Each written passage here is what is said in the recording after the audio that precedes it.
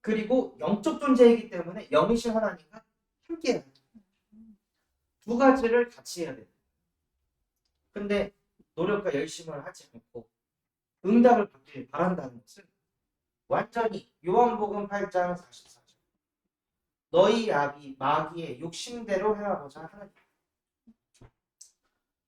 그 욕심에 사로잡혀서 뭔가를 자꾸 성취하게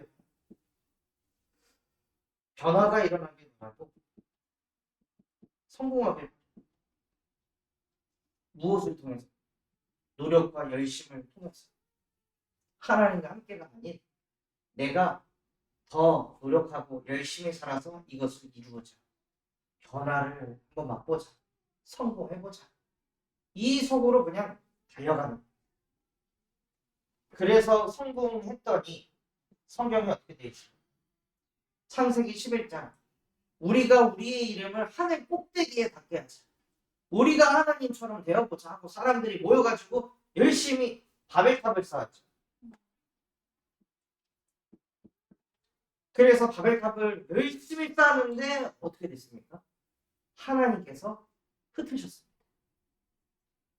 죽으라고 성취하고 변화일으키고 성공자 자리에 올라갔는데 나름대로의 바벨탑을 세웠다고 만족을 했는데 어느 순간 그게 허르르르 무너져.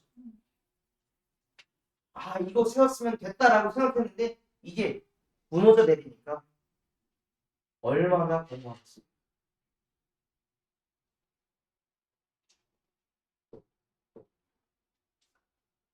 그래서 학생들은 시험 기간에 죽어라고 노력하고 열심히 해서 어느 정도 성취를 딱 보면 그거에 맞게끔 더 큰 공허함 몰려와가지고 그거 채우기 위해서 더 술 먹고 더 뭔가에 중독되고 더 뭔가에 빠져들어가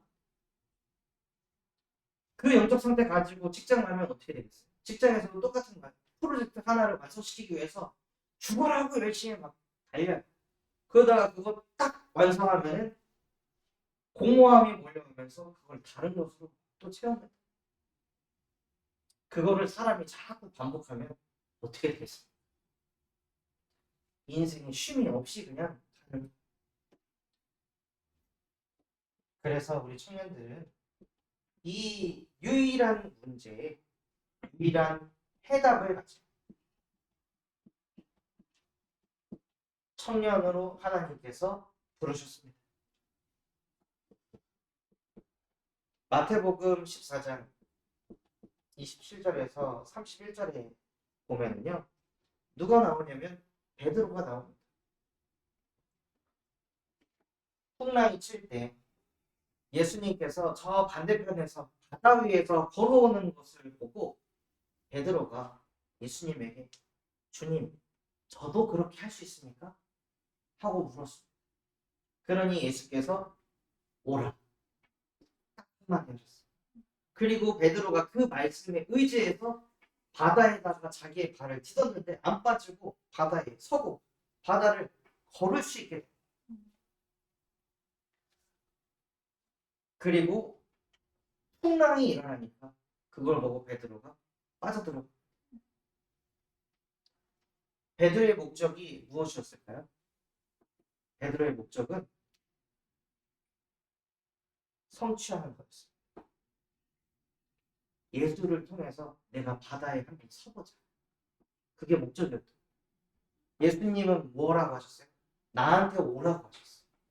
근데 베드로의 목적은 예수님께 가는 게 목적이 아니야. 나도 저런 체험을 해보고 싶어. 신비한 응답을 한번 받아보고 싶어. 해가지고 딱 그 응답을 받고 현실을 보자마자 그냥 바닷속으로 빠져들어갔어. 그 베드로의 모습이 우리와 똑같다. 우리도 하나님과 함께하면서 뭔가 신비한 기적, 응답들 막 체험하는데 결국에는 그거 응답 받고 그 속으로 그냥 가라앉는. 그렇게 가라앉을 때 예수님께서 아이고 동기가 가득하니까 저모양이지 라고 하신 게 아니라 가라앉는 베드로를 붙잡아 세우시면서 믿음이 작은 자. 왜? 의심하여. 그리스도께서는요 그래도 잡아주시는 그리스도이십니다. 의심을 하고 있다 할지라도 그래도 잡아주시는, 안 믿는 베드로를 놔도 되잖아요. 그런데 믿음이 작은 자요. 왜? 의심하는 베드로조차도 그리스도께서는 품으셨습니다. 그런 예수 그리스도께서 끊임없이 우리의 생각 속에 내가 하나님 되도록 만드는 그 뱀의 머리를 창세기 3장 15절 여자의 후손을 보내셔서 박살내셨습니다. 또 출애굽기 3장 18절 유월절 어린 양의 피를 바를 때 하나님이 안 믿어지는 죄를 범할 수밖에 없는 우리를 그 죄 가운데서 해방시키셨습니다. 또 하나님과 함께가 되지 않아서 늘 나누고 살아요. 내가 해결해야 되는 그 근본의 문제 속에 보라 처녀가 잉태하여 아들을 낳을 것이니 그의 이름을 임마누엘이라 하리라. 이는 하나님이 우리와 항상 함께 계십니다.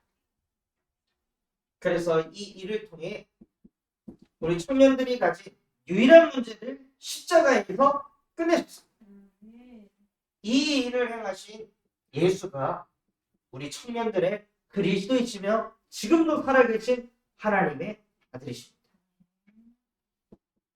이 고백이 되어질 때 음부의 권세.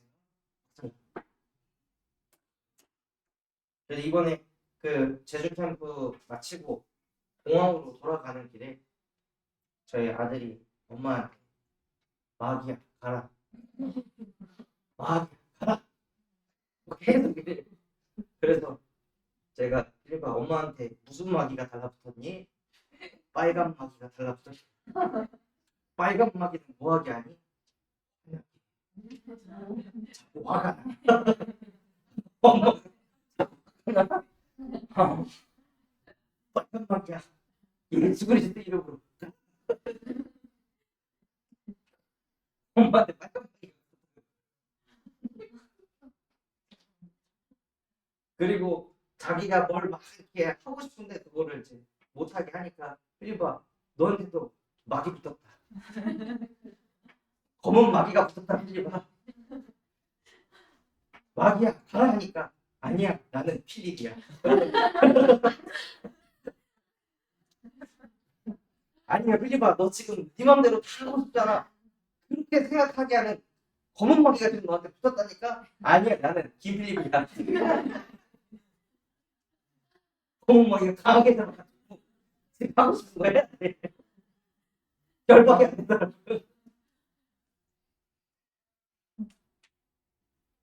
그 흑암의 권세를 내가 알아도 못 막습니다. 예수 그리스도의 이름을 고백하고 선포할 때 나도 모르게 그 내게 끊임없이 역사하는 그 흑암이 떠나갑니다. 그래서 그리스도께서 내 안에 손님이 아닌 주인이 되셔야 그리스도께서 내 대신 사십니다.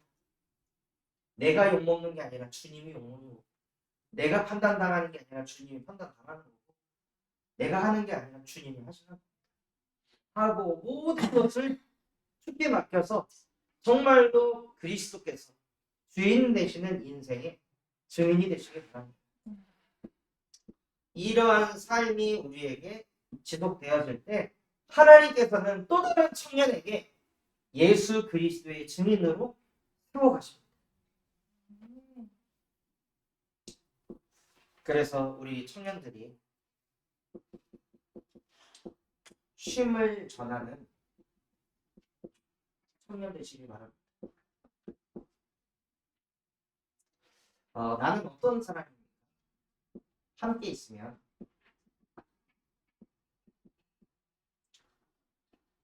나랑 다른 사람이 함께 있으면 불편한 존재입니다. 나랑 함께 있으면 다른 사람들이 불안해합니다. 그런 사람 있잖아요. 약속 시간 늦었어. 근데 도착하기에 한 30분 정도 걸리는데 30분 내내 진짜 10분 전에 출발했어야 돼. 진짜 어떡하지? 아니 이미 늦었잖아. 이미 늦었는데 30분 내내 왜 그걸 가지고 어떡하지? 가면 또 뭐라고 해? 아니 가서 내가 늦게 왔다고 미안하다고 그냥 하고 당하면 되잖아. 근데 왜그 30분 내내 옆에 있는 사람도 막 시달릴 정도로 어쩌고 하면서 왜 이렇게 사람을 불편하게 하고 불안하게 하냐. 누구처럼요? 이스라엘 백성처럼. 하나님께서 출애굽이라는 전무후무한 응답을 주셨습니다. 그래서 노예에서 빠져나왔으면 그것으로 하나님께 감사하고 기뻐해야 되는데 고기를 못 먹네. 고기를 먹는 물이 없네. 계속 뭘 찾냐? 불만을 찾는, 불만족스러운 걸 계속 찾는 그런 사람 옆에 함께 있어보세요. 얼마나 시달리. 나는 어떤 청년이 문제 왔을 때 그 문제 계속 곱씹으면서 옆에 있는 사람까지 시달리게 하는 선택. 이런 선택 속에 있다면요, 혼자 쉼을 갖는 청년이 되시길 바랍니다. 그렇게 작은 일 하나도 감당이 안 될 만큼 내 영혼이 여유가 없다면, 뭔가 약속 시간에 늦었을 때 그 늦었다고 미안하다고 얘기해. 그렇게 얘기했는데 그 친구들이 그걸 안 받아주고 한 소리 했을 때 그거를 받아줄 수 있는 마음의 여유가 없는 거예요. 그럴 정도로 마음에 쉼이 없이 인생을 살고 있다. 그래서 혼자서 쉼을 갖는 청년의 응답을 받게 됩니다. 언제냐? 아침에 눈을 뜨자마자 시편 17편의 15절, 내가 깰 때 주의 형상으로 만족하리이다. 아침에 깨자마자 하나님이 나와 함께 하시다. 그 하나님께서는 내가 여전히 의심한다 할지라도 그런 나를 버리지 않고 다시 붙잡으시고 일으켜 세워주시는 그리스도이시다. 나는 그 측량할 수 없는 사랑을 받은 하나님의 자녀입니다. 이게 아침에 깰 때마다 내 영혼 속에 임할 때요, 우리의 영이 쉼을 얻습니다. 그리고 낮 시간에 잠언 3장 5절에서 8절 말씀처럼 너는 마음을 다하여 여호와를 신뢰하라. 네 명철을 의지하지 말아라. 명철을 의지하지 않기 위해서는 우리의 생각을 멈춰야 됩니다. 끝도 없이 내가 하나님에 대해서 계속 생각해 나가는데 그 생각을 멈춰야 돼.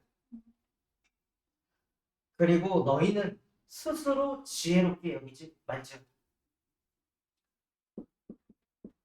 겸손하라는 것입니다. 여러분의 마음이 겸손한 상태가 세팅이 되어 있으면 누구를 만나도 배울 점을 찾습니다. 근데 여러분 마음이 스스로 지혜 있다고 여기잖아요. 스스로 똑똑하다고 여기잖아요. 그러면 현장에 가서 판단할 걸 찾습니다. 비난할 걸 찾습니다. 그 여러분이 뭘 배우겠어요? 못 배웁니다. 아이를 키우면서 느끼는 것 중에 하나가 아이는 비난하지 않거든요. 아이는 그냥 흡수합니다. 그래서 저보다 제 아들이 성장 속도가 훨씬 빨라요. 걔는 비난하지 않고 그냥 다 배워버립니다. 자기가 스스로 지혜있다 여기지 않아요. 그래서 우리 청년들이 스스로 지혜롭게 여기지 않고 겸손한 자의 응답을 받아서 모든 것에서 힘을 얻으시기 바랍니다. 또 밤에는 히브리서 4장 12절에 하나님의 말씀은 살아있고 활력이 있어서 좌우의 날선 어떤 것보다도 예리하여 우리의 영혼 관절 골수를 찔러 쪼갠다고 했어요. 그때 치유가 일어나. 말씀이 우리에게 살아 역사할 때 그때 치유가 일어나. 그 한의원에 가면 침을 맞잖아요. 침을 맞을 때 그 피부에다가 그 장침을 갖다가 딱 꽂으면 여기 안에 상처가 생기잖아요. 그러면 이 상처를 침이 치료한 게 아니라 침은 여기를 상처를 나게 하는 도구이고 그 상처가 나면 이 상처를 치유하려고 온 몸의 에너지가 여기로 달라붙는 거예요. 그래서 그 침 놓는 그 의사분이 하시는 얘기가 치료를 하나님이 하시는 얘기를 하죠. 하나님이 인간의 몸에 치료할 수 있는 에너지를 이미 다 줬고 우리는 그 원리를 이용하는 뿐이야. 그래서 침을 갖다 딱 꽂을 때는 엄청 아파. 근데 치유가 해. 복음의 말씀이 우리의 생각을 쪼갤 때, 내 기준을 바꿀 때 우리도 모르게 아파요. 근데 그게 진짜 치유가 일어나는 거예요. 그래서 이 시간을 통해 쉼을 갖는 청년의 응답을 받게 되면요. 함께 있으면 쉼을 평안을 줄 수 있는 청년이 되게 하십니다. 누구처럼 그 응답을 받게 하시냐? 열왕기하 6장 14절에서 19절. 한 사환이, 한 청년이 엘리사에게 얘기를 했어요. 지금 이 도단성 주변으로 많은 적군들이 둘러쌌습니다. 이거 어떻게 합니까? 하고 불안해하고 떨고 있을 때 이 엘리사라는 청년은 하나님과 함께하면서 쉼을 가지고 있으니까요. 그 불안에 떠는 사환이라는 청년에게 쉼을 주었습니다. 눈에 보이지 않지만 지금 불말과 불병거가 우리 주변에 가득하다. 그러니 지금 눈에 보이는 저거에 불안해할 것 없다. 두려워할 것 없다. 하고 엘리사가 자기 옆에 있는 청년에게도 쉼을 줬어요. 그래서 우리 청년들이 어떤 청년이 되어야 하냐면 진짜 쟤는 이런 문제가 와도 평안, 이런 어려움이 와도 쟤는 흔들리지 않아. 그래서 제 옆에 있으면 나도 평안해지더라. 그래서 쟤랑 만나서 대화하면 이상하게 마음이 쉬고 가. 그런 청년이 되면은요, 하나님께서 자연스럽게 여러분을 청년 전도 운동의 주역이 되게 하십니다. 그래서 쉼을 전하는 청년이 되어 쉼이 있는 청년의 응답을 누리시길 바랍니다. 오늘 읽었던 말씀에 보면 안식년이 나옵니다. 저도 이 말씀을 읽으면서 대부분 안식년을 10년 한 다음에 목사님들이 쉬고 그런 얘기를 좀 들었었는데 이 성경적으로는 6년 동안 일을 하다가 7년째 1년 내내 일을 하지 마라. 안식을 해라. 그런데 안식의 목적이 무엇입니까? 7 해에는 갈지 말고 묵혀두어서 내 백성의 가난한 자들이 먹게 하라. 그 남은 것은 들짐승이 먹으리라.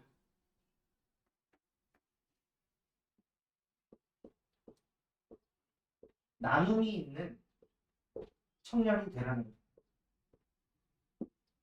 안식년에 그냥 쉬는 것이 아니라 그 땅에 경작을 안 하지만 그 땅에 그냥 소산이 나는 게 있을 거 아니에요. 그 나는 것들을 다른 사람들이 먹을 수 있도록 그냥 나누어 줘. 그래서 진짜 안식년은 나눔이 있는 집.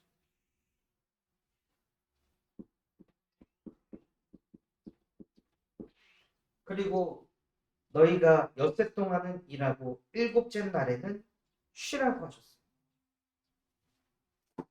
네 소와 나귀가 쉴 것이며 내 여종의 자식과 나그네가 숨을 돌릴 것이다. 그래서 안식일은 쉼을 얻는 시간입니다. 학업도 내려놓고 일도 내려놓고 인간과의 갈등도 다 내려놓고 나와 하나님과의 관계를 가질 때 인간은 참된 쉼을 얻습니다. 그리고 내가 내게 이른 모든 일을 삼가지키고 다른 신들의 이름을 부르지 말며 내 입에서도 들리게도 하지 말지니라. 우상을 숭배하지 말라고 하십니다. 여러분이 우상을 숭배하면요, 다른 것을 의지하게 돼요. 또 다른 것 의지하면 뭘 못하냐? 안식일을 지킬 수가 없어요. 안식일을 왜 못 지키냐? 다른 것 의지하는 게 있기 때문에.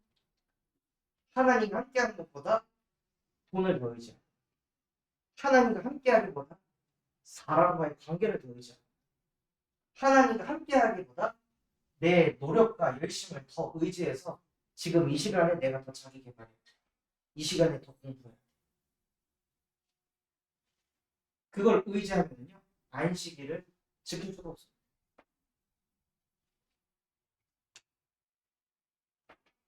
그래서 진짜 하나님을 의지하시기 바랍니다.